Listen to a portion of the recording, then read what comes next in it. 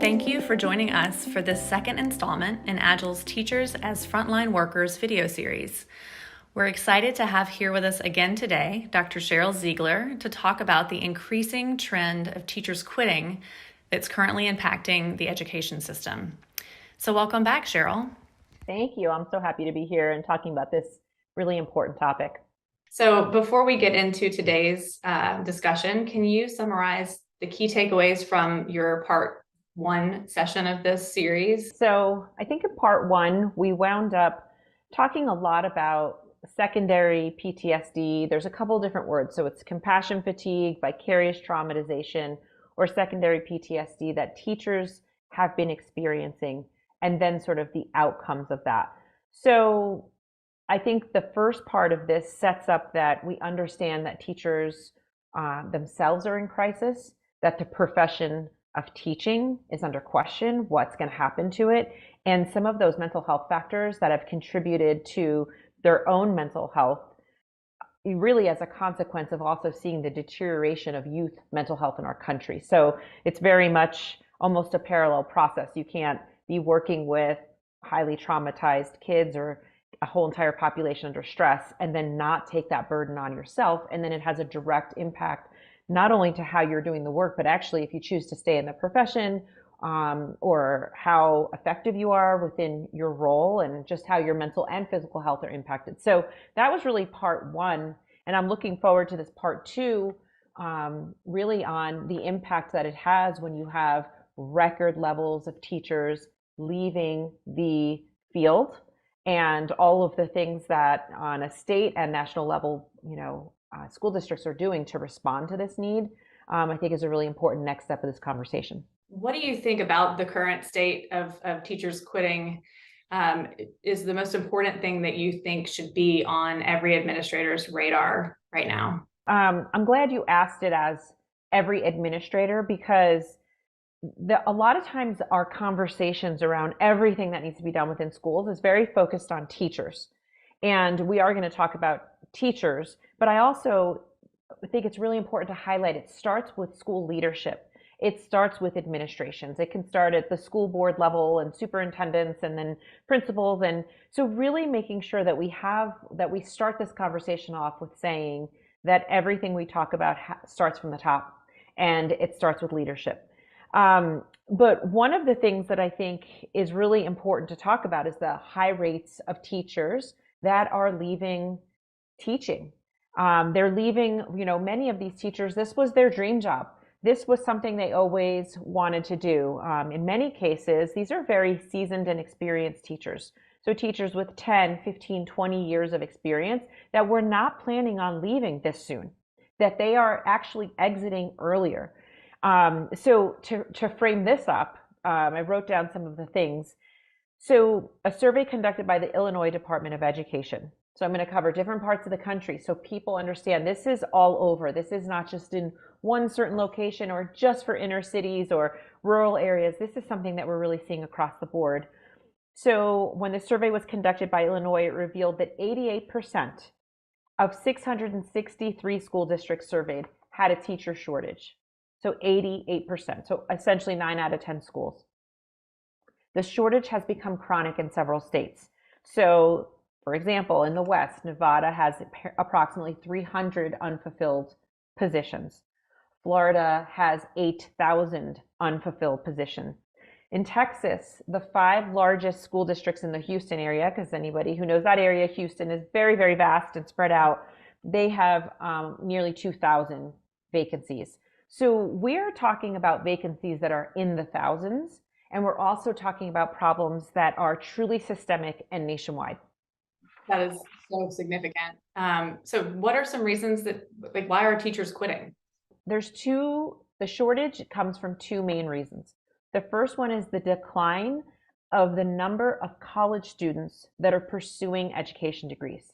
So let's just pause with that first one. That's a very sad state to think that we have young people who are just not seeking education degrees or the education field, that being a teacher is maybe not the same level of excitement or the dream that generations before them had. Well, and you can imagine, having grown up in what is more like what the situation is now, you can really understand why there might be less interest in that. Absolutely. I've talked with high school juniors and seniors who say, I feel like I just survived my high school years. Why would I want to work in a building where I think that a student might shoot me, where I don't feel support, where teaching is considered the number one most stressful occupation? It has now surpassed nursing, which was historically number one. So yeah, you can see that, right? Why would you choose to sign up for that? So that's the first reason. The second reason is that the experienced teachers are just simply leaving the profession. So between we don't have enough young new teachers coming in and we've got seasoned teachers that are exiting early, we've got this massive shortage.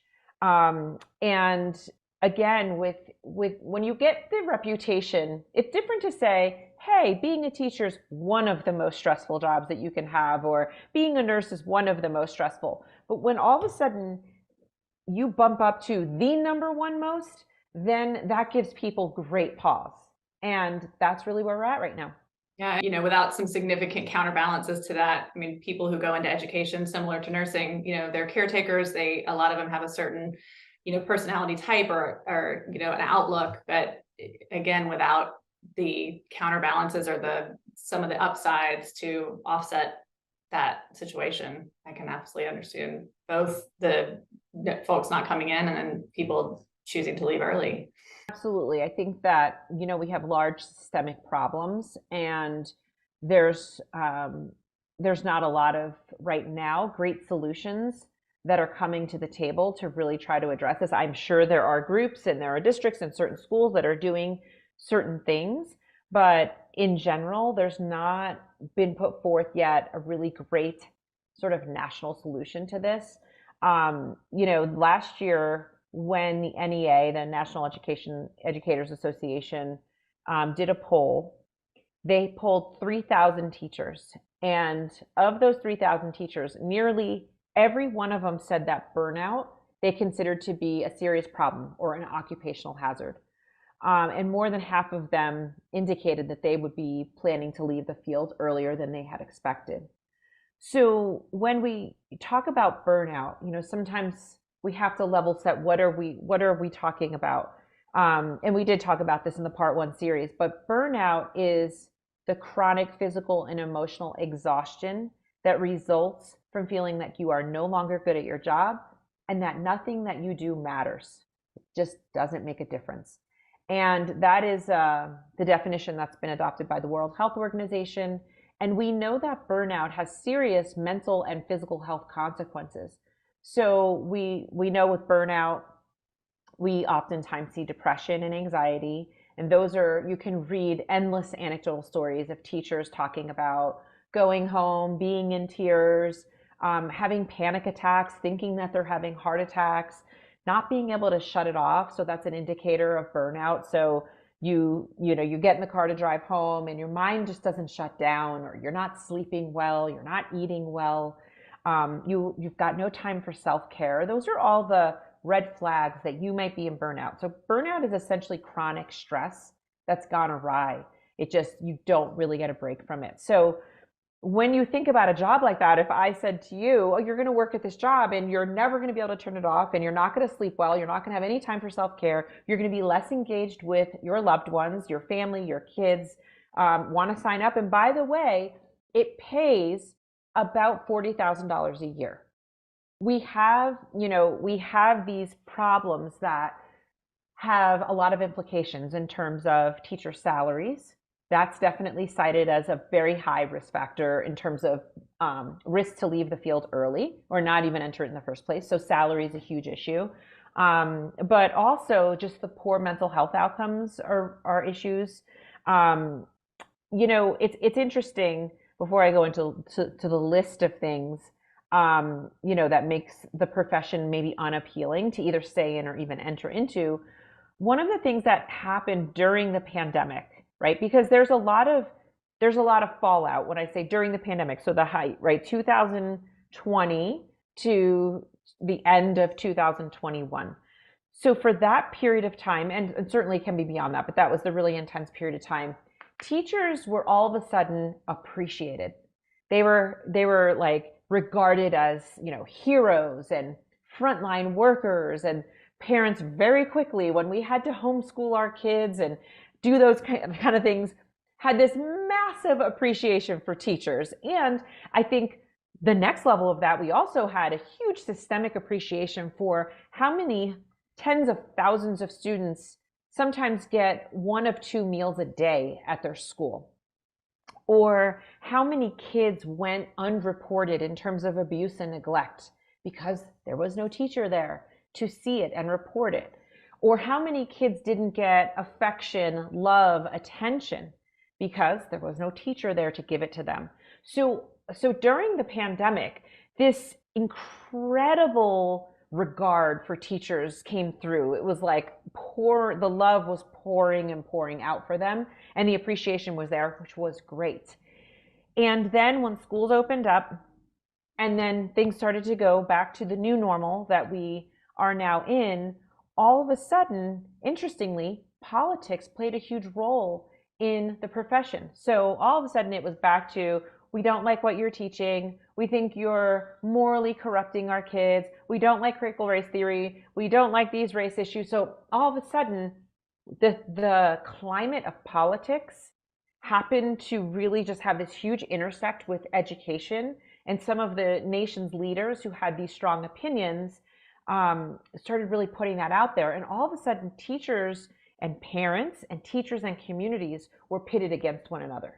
And at the same time, coming back to school after the pandemic, I mean, the impact on students, on families, on the teaching environment in general, that's significantly changed and heightened a lot of the stress and just responsibility of students or of teachers who are coming back to the classroom, yet that it's almost like business as usual, but with even more stressors on them, without the recognition that this job is significantly more challenging than it had been pre-COVID, even if, COVID itself is, not the pandemic, or we're not out of school like we were before. Absolutely. I mean, there's several factors that when teachers return back have been reported. So things like high rates of depression and anxiety, low morale, teachers being able to not, kind of have that boundary set where they feel like they have more work, more accountability, more standardized testing. And so the school day doesn't end at 3:00 for them, that the workload really increased. A poor kind of school climate and school morale, increased class sizes, that's been really huge. And low administrative support. And I think that's really, I'm sure that's the hard one to talk about.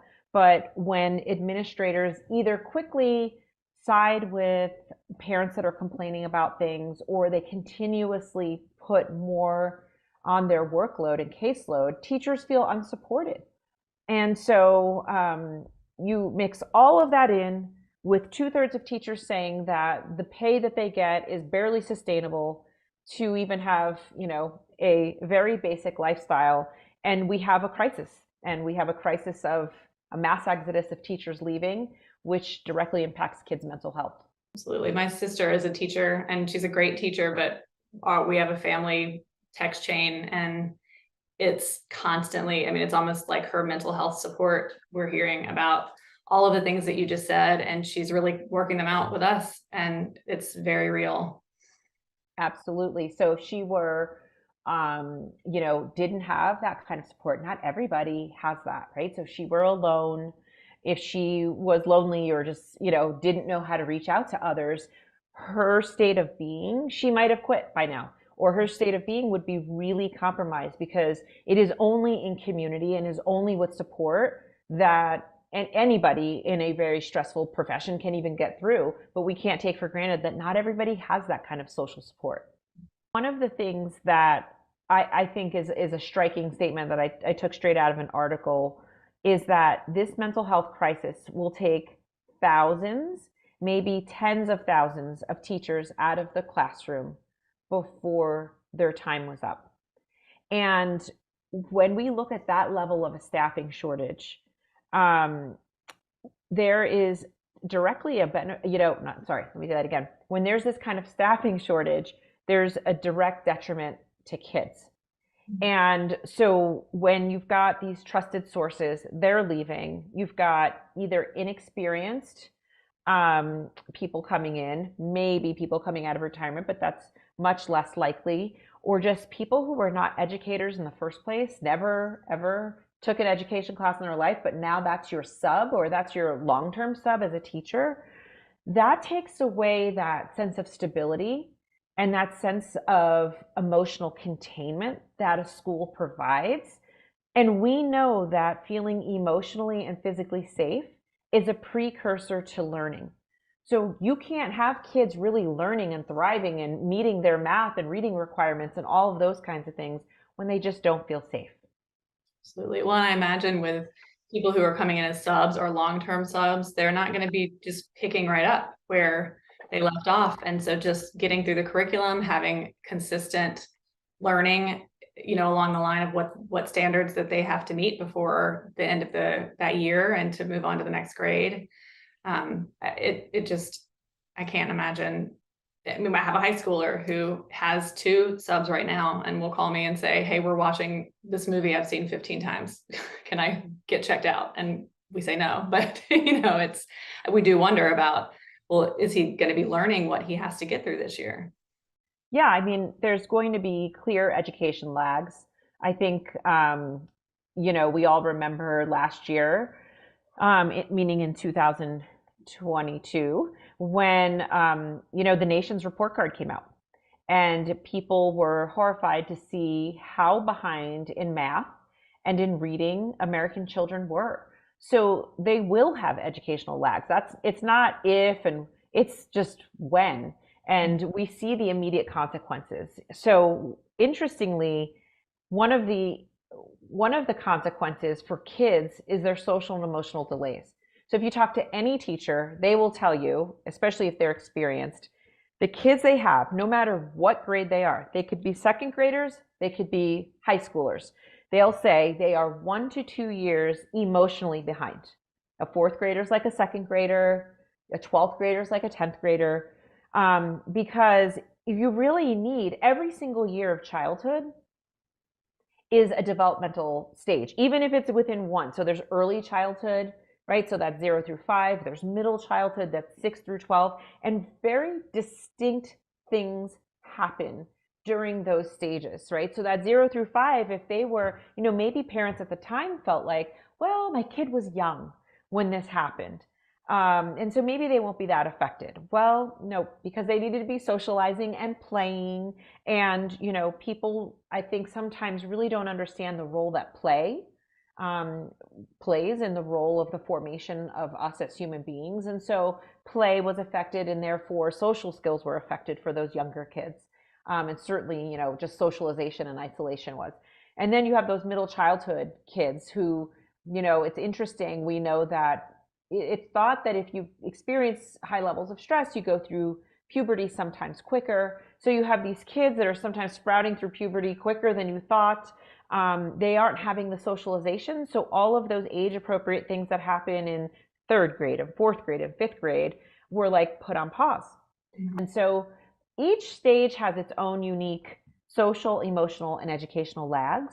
And I remember in 2020 reading these initial reports when we were just sort of speculating what would happen. I remember reading one study that said, we think that this will take at least 7 years to catch up. So when you're talking about these things, educational lags, social emotional lags are a given. Students who are special needs, students of color, students of more disadvantaged backgrounds and minorities absolutely hit the hardest. If they don't have the resources at home to support that child, or they don't even have supervision. And in some cases, they don't have 3 square meals a day. Absolutely, their educational lags and their social emotional delays will last for years. We're seeing increased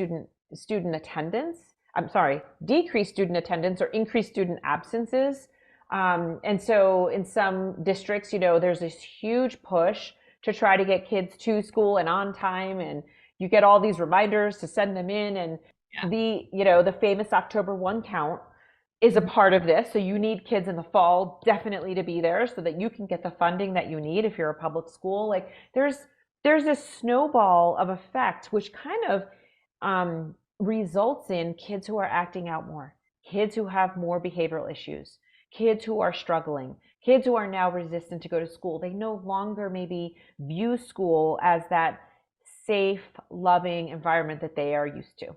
Even in the best of situations or circumstances during the pandemic, one thing that we in our family were really worried about is with the learning separated from the community, the engagement, the socializing, we were really afraid that they were losing their curiosity, and they just weren't like school as just sort of this place to thrive and to engage and to just turn on as people. Like that really was something that we just saw go down and down until we were able to get them back in school. And that was in the best of circumstances. We were both able to work from home. We were there, but it was terrifying. Mm-hmm.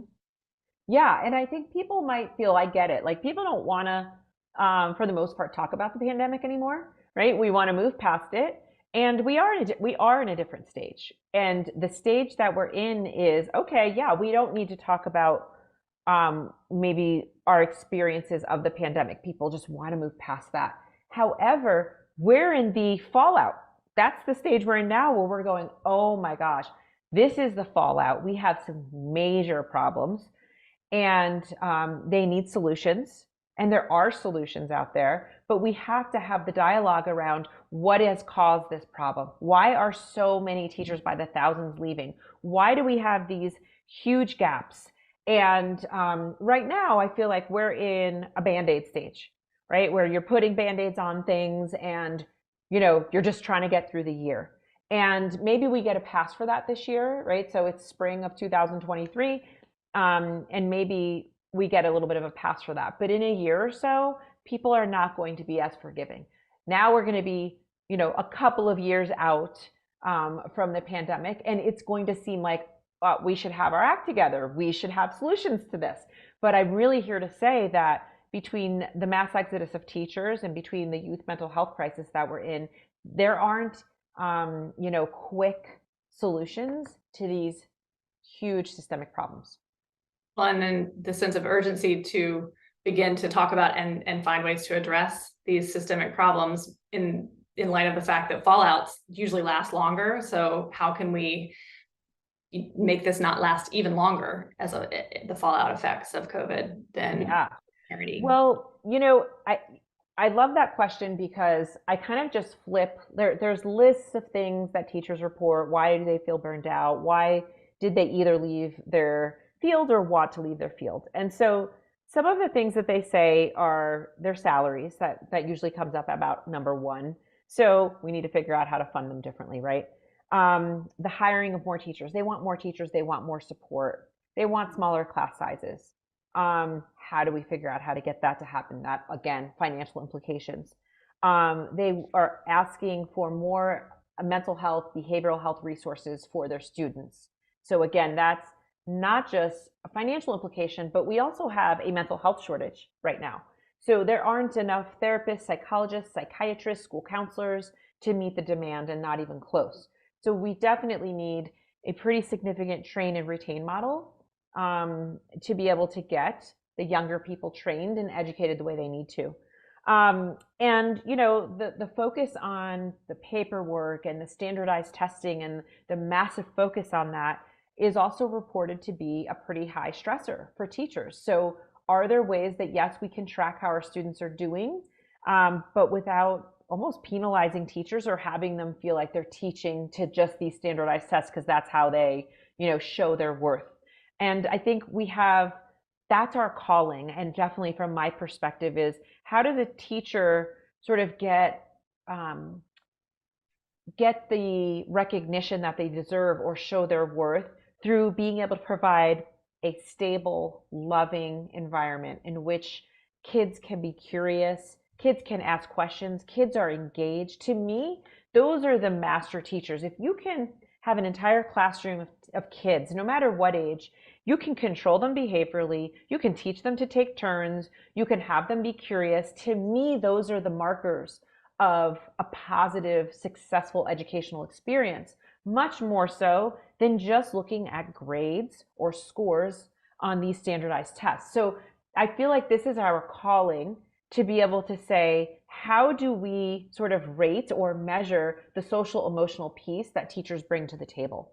And like bringing in qualitative measurements in addition to these quantitative test scoring and, benchmark metrics that all districts have applied to them.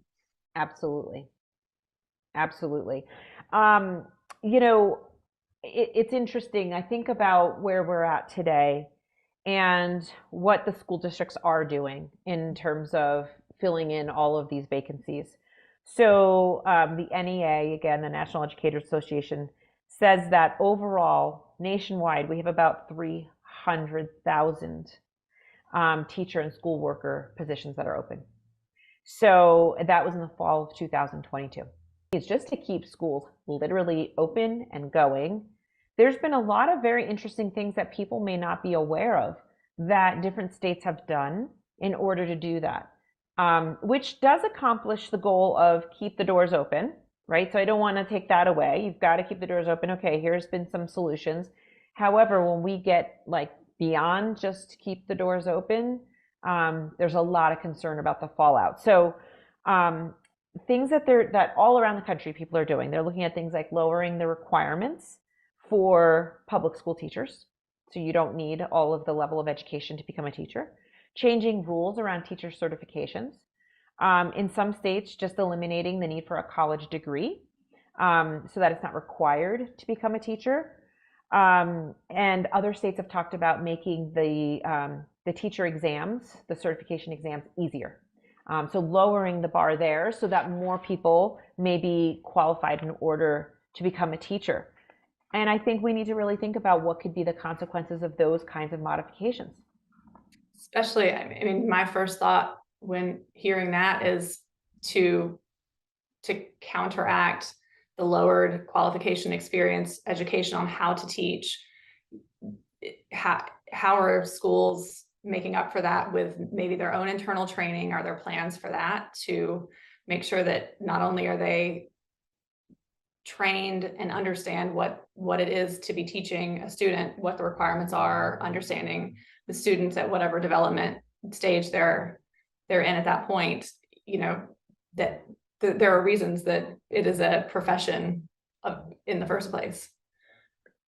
Absolutely. Absolutely. I mean, I think when we're talking about adjusting these things to make the barriers for entry just easier, we have interesting things that already are going on now that can give us some of that sort of proof of concept to say, I'm not sure if these are such great ideas. Again, when we're in survival mode, which maybe that's just what we have to be honest about. We're just in survival mode.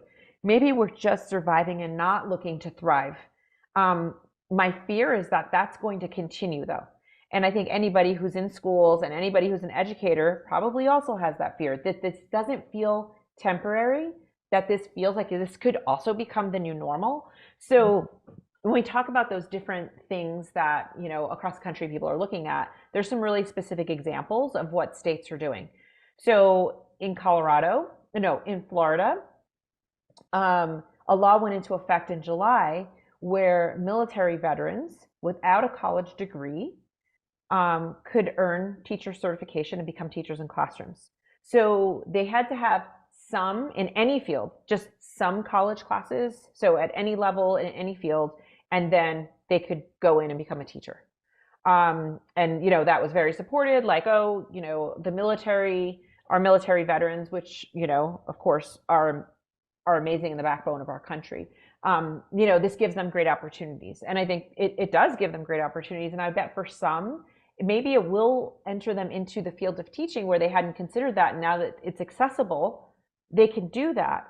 However, initially, our kids are going to suffer, and maybe even long term. If they never require teaching degrees, a teacher will say, you need at least 4 years, if not 5 years of education, plus a whole year of being sort of a, student teacher and being observed and getting that feedback in order to do this job. And I think about just in my field as a psychologist, I had 10 years of school, one whole year, many years of being, many years actually of being supervised. And then afterwards, 2 more years, even after I graduated, of still being supervised before you can get your license. If somebody came into my field, because we also have a massive shortage, and said, yeah, we're just going to change those requirements. Actually, we're just going to eliminate the requirements. If somebody was ever maybe a pastor or a preacher, or, they're just a good listener, they can be designated as a mental health professional. That would cause me great distress. And I would lose confidence, in the way in which things were going into the future. And especially, not that educators are professionally medically trained practitioners like you are, but you've already covered how much of student mental health and just all of the things that come with that, especially after the pandemic, but just already before then, that they're having to support and be aware of and understand how to react and, be supportive of the students, making sure they're walking that line. I mean, it's not just a plug-in job by any means. Not at all. I mean, I think when you're working with kids, there's so much to learn, and there's so much to learn even about their developmental stage.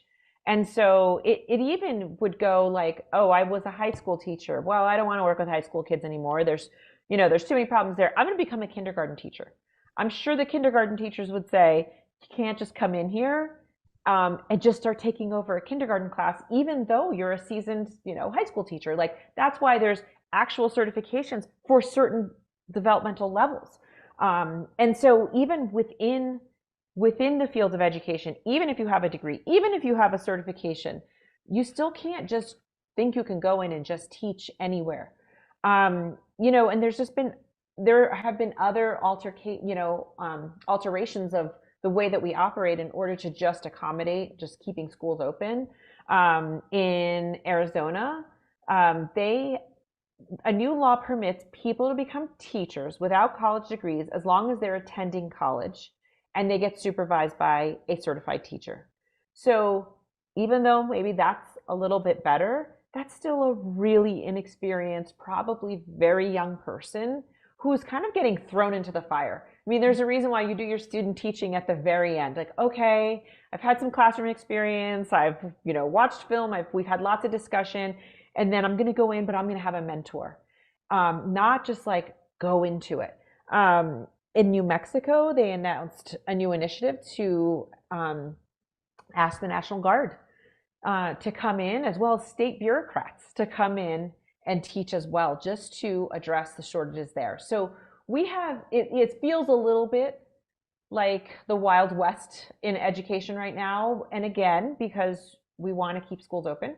But there's a lot going on. So I go back to it once again, whether you are a new teacher or an experienced teacher, you're going to be in an environment, you're going to be in a school building that is going to have this huge diversity of experience, of qualification, and that just doesn't usually lead to positive regard and to a positive climate. It leads to suspicion, it leads to less camaraderie, and people, again, just experiencing stress at extremely high levels. Sounds incredibly fractured, with these different, the big takeaway in my mind from this discussion is, let's do what we can to make sure that the Band-Aid doesn't become the new normal, that 10 years from now, that's just the state of education in this country, and we can't remember how it happened. That's right. That's exactly right. And mine too, really, as I, really study burnout and how it affects professions and parents, and children as well. We do sometimes need to just do what we need to do to survive. And that's generally considered a short-term limited stage. And, just like you said, we can't make that the new norm. Our country, our kids will suffer tremendously academically, socially, emotionally, in their mental health. But really, right now, with the emphasis just being on how do we support teachers, school leadership. I mean, everybody's feeling the pressure. So even the people who I say need to be listening and on top, the administrators, school boards, they also are human. They're experiencing grief and loss and pressures and their own stressors in their own lives. So it's just really a time, I think, if you look at it positively, it's an opportunity for us to really say, what is this call to action? How can we respond to it in a really responsible way, in a thoughtful way? And yes, maybe it's going to take longer to build this, to get to where we want to go to. But right now, the opportunity is here to really relook at how do we get people excited about teaching again? How do we reduce stress? How do we support these teachers? So, as much as a lot of this can feel like doom and gloom, I also think there's really great opportunity right now as well. Absolutely. And the point you made, just the humanity of what we're talking about. These are systems, but just always remembering that these systems are made up of individual human beings that make up those communities and those ecosystems. And, our approaches should always take that into account and have it top of mind. Absolutely. Thank you so much, Sheryl. We really appreciate you being here and this discussion. Even though it was heavy stuff, it's really important that these conversations are had. So we appreciate you being here, and we will look forward to our next session with you. So before we go, can you tell us where viewers can learn more about your services and the work that you do? Absolutely. So in general, there's one hub. You can find me at drsherylziegler.com. And that's my website where it has my online course, my book, and some blogs. And you can sign up for a newsletter and kind of get, I don't send a lot, but just, some real insights as to what kids are going through these days. And on social media, I am at Dr. Sheryl Ziegler. Wonderful. Thank you so much, Sheryl. We really appreciate your time. Thank you.